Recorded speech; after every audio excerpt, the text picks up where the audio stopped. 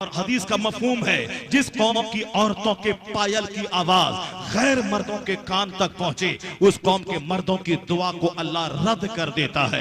जहां शादी ब्याह में सारा काफिराना कल्चर हो, हुजूर ने कहा था मर्द की खुशबू यह है कि रंगत दिखाई ना पड़े मगर खुशबू उसकी फैले, और औरत की जीनत यह है कि खुशबू फैले नहीं बल्कि रंगत दिखाई पड़े, यानी हाथ में रंग लगाए, हिना लगाए, मेहंदी लगाए, मगर ऐसी खुशबू जो रास्ता चलते हुए दूसरों की तवज्जो को अपनी तरफ खींचे, वह खुशबू औरत न लगाए। जरा आज देखें हालात कैसे है, रास्ते से गुजरे कोई, आंख बंद करके कोई नाबीना हो तो लहराती हुई खुशबू से पता चलता है कोई खातून जा रही है। वो चार्ली, वो फेयर एंड लवली, वो मेकअप, बासाफ्ता ब्यूटी पार्लर का एक डिपार्ट कायम हो गया है।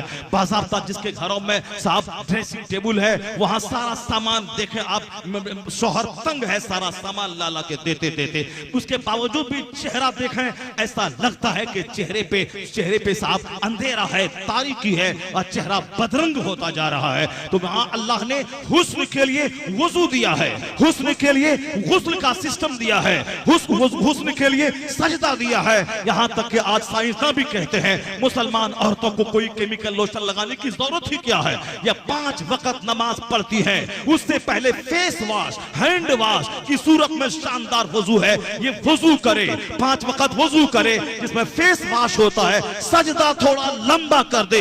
करोड़ों का मेकअप करने के बाद जो हुस्न नहीं आएगा वह हुस्न लंबा सजदा और वजू उसको अता कर देगा। यहां तो वजू ही नहीं है और साहब एक घंटे तक आईना के सामने बैठकर सजना और रंग, मर्दों की खुशबू है दूसरों तक फैले।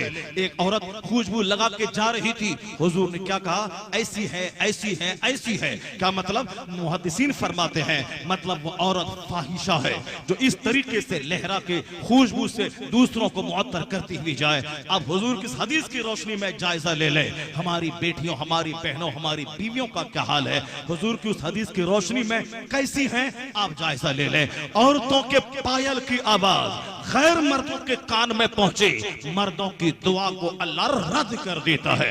वह चाहे काबा में दुआ करे, पेट में हराम गज़ा है, दुआ रद्द हो जाएगी। वो काबा में मताफ में दुआ करे, औरतें उसकी नंगी रहती हैं, बेपर्दा रहती हैं, दुआ रद्द हो जाएगी। बुजुर्गों ने कहा है अगर दुआ कबूल करवानी है तो हलाल गज़ा पेट में डाल, अपनी बेटियों को पर्दे में रख, अपनी बीवी को पर्दे में रख, तय्यूस मत बन, उनकी बेपर्दगी से राजी मत रह। जिस तरह तय्यूस कहते हैं जो अपनी बीवी की ज़िनाकारी से राजी रहे वह तय्यूस है, तय्यूस पर जन्नत की खुशबू हराम है। तय्यूस वही नहीं, आला हजरत लिखते हैं तय्यूस वही नहीं जो औरतों की बेहयाई से राजी रहे, वह भी तय्यूस है जो अपनी बीवियों को बेपर्दा घुमाए, जो अपनी बीवियों को बेपर्दा अजनबी मर्दों के सामने लाए, वो भी तय्यूस है और तय्यूस पे जन्नत की खुशबू हराम है। तो बुजुर्गों ने कहा है अपनी औरतों को पर्दे में रख, अपने पेट में हलाल गज़ा डाल। अगर काबा जाने की सकत नहीं है, हज फर्ज नहीं है, जाने की जरूरत नहीं है, तो अपने मोहल्ले की मस्जिद में दुआ कर, अल्लाह कबूल करेगा। जो हराम खा के औरतों को बेपर्दा रहकर जो दुआ काबा में कबूल नहीं होगी, वह दुआ हलाल खाकर पर्दे का एहतमाम करके मोहल्ले की मस्जिद में कबूल हो जाएगी। क्योंकि दुआ कबूल करने वाला तो अल्लाह है और अल्लाह रब्बुल इज्जत हमारे सारे अहवाल से बाखबर है। वह देखता है कि दुआ करने वाला अपने मोहल्ले की मस्जिद में दुआ कर रहा है या काबा के अंदर दुआ कर रहा है। अल्लाह रब्बुल इज्जत अपने बंदों के अहवाल से बाखबर है। हालात कुछ भी हैं और दुआ वजीफा पढ़िए और साहब दुआ ऐसा हो जाएगा। मुसलमान टुकड़े टुकड़े गैंग में बदल चुका है। आज एक लीडर मुझको बार बार यही ताना देता है, यह टुकड़े टुकड़े गैंग का नाम है, वो मिल्लत इत्तेहाद कुछ नहीं जानता है। पहले तो जनरल लोग कहते थे टुकड़े टुकड़े गैंग, और आज तो मोदी जी जो मोहतात होकर बोलने के आदी है, उनका लुच्चा लफंगा, उसका गुर्गा जो खुल्लम खुल्ला मुस्लिम दुश्मनी की बातें करता है, लेकिन इन गुर्गों के बीच में मोदी जी की जबान काफी मोहतात रहती है। मगर जो मोहतात हैं उसे भी पार्लियामेंट में टुकड़े टुकड़े गैंग बोलना पड़ा। मोहतातीन का ये आलम है, उन्होंने भी मेरी हालत पर टुकड़े टुकड़े गैंग बोला।